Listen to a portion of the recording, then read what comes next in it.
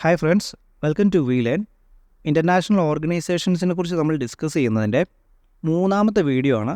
ഇതിനു മുമ്പുള്ള വീഡിയോസിൽ നമ്മൾ വേൾഡ് ട്രേഡ് ഓർഗനൈസേഷനെ കുറിച്ചും വേൾഡ് ഹെൽത്ത് ഓർഗനൈസേഷനെ കുറിച്ചും ഡീറ്റെയിൽ ആയിട്ട് നോക്കിയിട്ടുണ്ടായിരുന്നു. ഇന്നത്തെ വീഡിയോയിലൂടെ നമ്മൾ പഠിക്കാൻ പോകുന്നത് IMF അല്ലെങ്കിൽ ഇൻ്റർനാഷണൽ മോണിറ്ററി ഫണ്ടിനെ കുറിച്ചാണ്.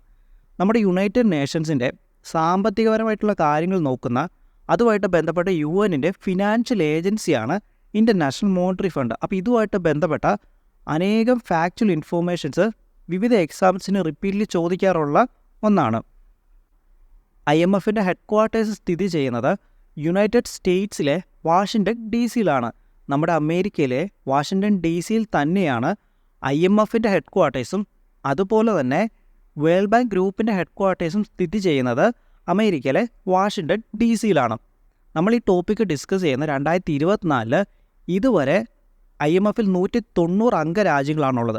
അപ്പം ഒരു ചോദ്യം ചോദിക്കാനായിട്ട് സാധ്യതയുള്ളതാണ്, നിലവിൽ IMFൽ എത്ര മെമ്പർ സ്റ്റേറ്റുകളുണ്ടെന്ന് ചോദിച്ചു കഴിഞ്ഞാൽ IMF നിലവിൽ 190 അംഗരാജ്യങ്ങളാണ് നിലവിലുള്ളത്. ഇൻ്റർനാഷണൽ മോണിറ്ററി ഫണ്ടുമായിട്ട് ബന്ധപ്പെട്ട വളരെ പ്രധാനപ്പെട്ട ഒരു പോയിൻ്റാണ്, 1944 നമ്മുടെ IMF ഫോം ചെയ്യുന്നത്.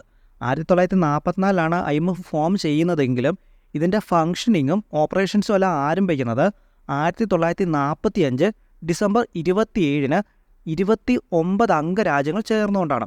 അപ്പം നിങ്ങൾക്ക് ചിലപ്പോൾ ഒരു എക്സാമിന് ചോദിക്കാം, 1945 IMFൻ്റെ പ്രവർത്തനങ്ങളൊക്കെ ആരംഭിക്കുന്ന സമയത്ത് അതിൽ എത്ര അംഗങ്ങൾ ഉണ്ടായിരുന്നു എന്ന് ചോദിച്ചു കഴിഞ്ഞാൽ 29 മെമ്പർ സ്റ്റേറ്റുകളായിരുന്നു അതിൻ്റെ ഫങ്ഷനിങ്ങും ഓപ്പറേഷൻസും ഒക്കെ ആരംഭിക്കുന്ന സമയത്ത് അതിലുണ്ടായിരുന്നത്.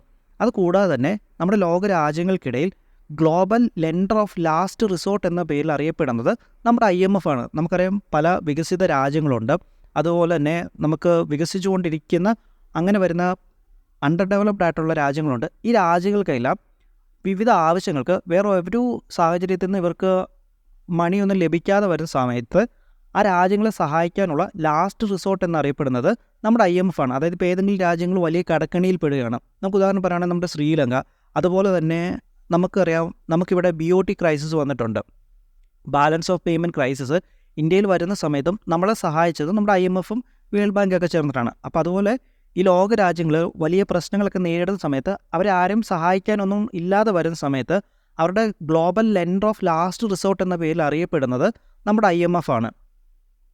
ഇങ്ങനെയുള്ള നമ്മുടെ IMF നിലവിൽ വരാൻ അല്ലെങ്കിൽ രൂപീകൃതമാകാൻ കാരണമായത് 1944 അമേരിക്കയിലെ ബ്രട്ടൺ വുഡ്സിൽ വെച്ച് നടന്ന ബ്രട്ടൺ വുഡ് കോൺഫറൻസിനെ തുടർന്നാണ്. അങ്ങനെ 1944 നടന്ന ബ്രട്ടൺ വുഡ് കോൺഫറൻസിനെ തുടർന്ന് 2 സംഘടനകൾ നിലവിൽ വന്നു. അതിൽ ഒന്നാമത്തത് എന്ന് പറയുന്നത് IBRD ആണ്. IBRD എന്നാൽ international bank for reconstruction and development. IBRDനെ കുറിച്ച് നമുക്ക് ഡീറ്റെയിൽ ആയിട്ട് വേൾഡ് ബാങ്ക് പഠിക്കുന്ന സമയത്ത് പഠിക്കാം. ഓക്കെ, അത് വേൾഡ് ബാങ്കിനകത്ത് വരുന്നൊരു ടോപ്പിക്കാണ് നമ്മുടെ IBRD. രണ്ടാമതായിട്ട് രൂപീകൃതമായിട്ടുള്ള സംഘടനയാണ് IMF അല്ലെങ്കിൽ ഇൻ്റർനാഷണൽ മോണിറ്ററി ഫണ്ട്. അപ്പോൾ ഈ നമ്മുടെ ബ്രട്ടൺ വുഡ് കോൺഫറൻസ് വളരെ പ്രധാനപ്പെട്ട ഒരു ടോപ്പിക്കാണ്.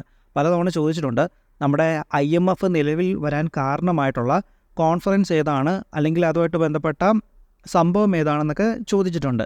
അപ്പോൾ അത് നമ്മുടെ ബ്രട്ടൺ വുഡ് കോൺഫറൻസ് ആണെന്ന് ഓർത്തുക. അതുപോലെ തന്നെ ചോദിച്ചിട്ടുള്ളൊരു മറ്റൊരു കാര്യമാണ്, 1944 നടന്ന ബ്രട്ടൺ വുഡ് കോൺഫറൻസിനെ തുടർന്ന് നിലവിൽ വന്നിട്ടുള്ള സംഘടനകൾ ഏതാണ് എന്ന രീതിയിൽ ഈ ഒരു ചോദ്യം വന്നിട്ടുണ്ട്. ഏതൊക്കെയാണ്?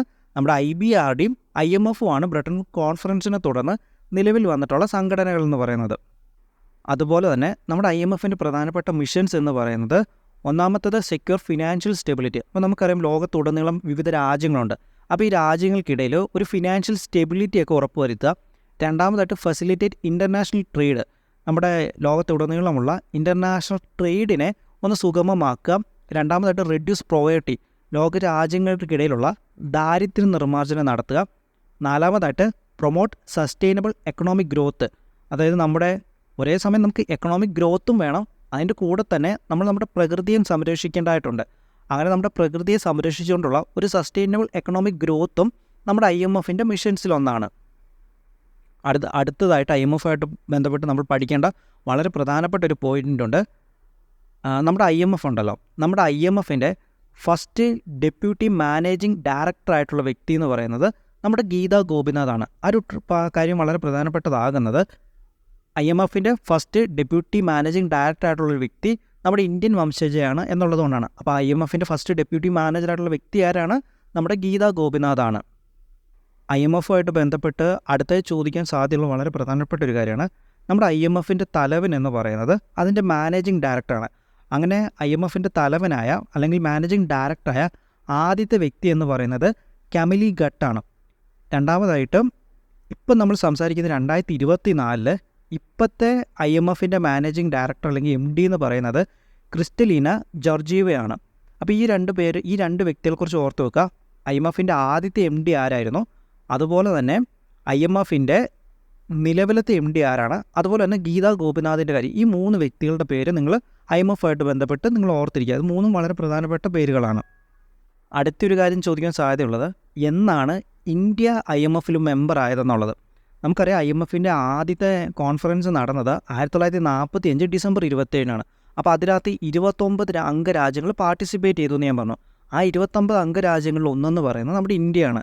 അത് അന്ന് ബ്രിട്ടീഷ് ഇന്ത്യയാണ് നിലനിൽക്കുന്നത്. ആ ബ്രിട്ടീഷ് ഇന്ത്യ IMF-ൻ്റെ ഒരു പാർട്ടായിരുന്നു. 1945 ഡിസംബർ 27 നടന്ന ആ ഒരു ഫസ്റ്റ് കോൺഫറൻസിൽ തന്നെ ഇന്ത്യ അതിനകത്ത് പങ്കെടുത്തിട്ടുണ്ടായിരുന്നു. അപ്പോൾ ഇത്രയാണ് നമുക്ക് IMF-ആയിട്ട് ബന്ധപ്പെട്ട് നോക്കുവാനുള്ളത്. അപ്പം വീഡിയോ കൺക്ലൂഡ് ചെയ്യുന്നതിന് മുമ്പ് നമ്മുടേത് വളരെ ചെറിയൊരു ചാനലാണ്. നിങ്ങളുടെയൊക്കെ സപ്പോർട്ട് ഉണ്ടെങ്കിൽ മാത്രമേ നമുക്ക് മുന്നോട്ട് പോകാനായിട്ട് സാധിക്കുകയുള്ളൂ.